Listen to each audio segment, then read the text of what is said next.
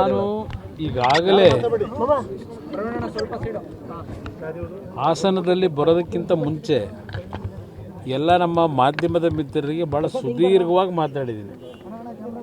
ಅದು ಕಾವೇರಿ ನೀರಿಗೆ ಸಂಬಂಧಪಟ್ಟಂಥ ವಿಷಯ, ಜೊತೆಗೆ ಈಗ ಹೊಸದಾಗಿ DPR ಕೊಟ್ಟಿದ್ದರು, ಅದನ್ನು ಮತ್ತೆ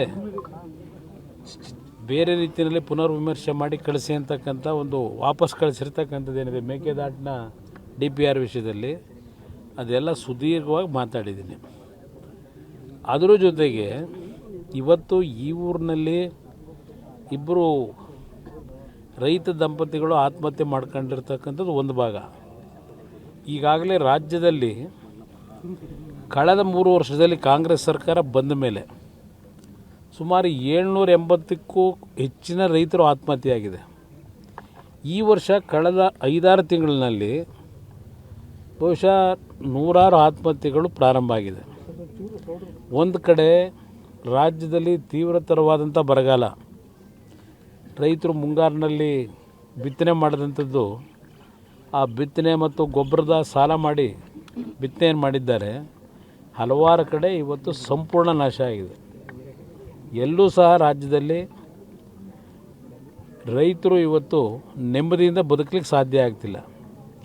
ನಾನು ರಾಜ್ಯ ಸರ್ಕಾರ ಕೇಳ್ತಕ್ಕಂಥದ್ದು, ನೀವು ಮುಖ್ಯಮಂತ್ರಿನೋ ಮಂತ್ರಿನೋ ಯಾರೋ ಹೋಗಿ ಒಂದು ಹೊಲದಲ್ಲಿ ನಿಂತ್ಕೊಂಡು ಬಂದು ಫೋಟೋ ತೆಗೆಸ್ಕೊಂಡು ನಾವೇನೋ ನೋಡ್ಕೊಂಬಂದುಬಿಟ್ಟಿದ್ದೀವಿ ಅಂತ ಬರೀ ಫೋರ್ಸ್ ಕೊಟ್ಟರೆ ಆಗಲ್ಲ.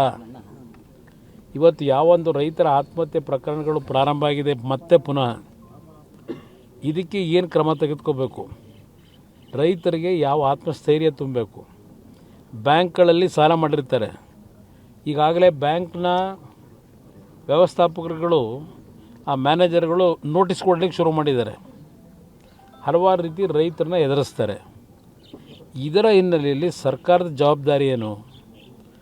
ಸರ್ಕಾರದ ಜವಾಬ್ದಾರಿ ಇವತ್ತು ರೈತ ಬದುಕ್ತಕ್ಕಂಥದ್ದಕ್ಕೆ ಒಂದು ಆತ್ಮಸ್ಥೈರ್ಯ ತುಂಬಬೇಕಾದ್ರೆ, ಇವತ್ತು ಅತ್ಯಂತ ಸಂಕಷ್ಟದ ಪರಿಸ್ಥಿತಿಯಲ್ಲಿ ಇಡೀ ರಾಜ್ಯದಲ್ಲಿ ರೈತರು ಭಾಳ ಕಷ್ಟದಲ್ಲಿದ್ದಾರೆ.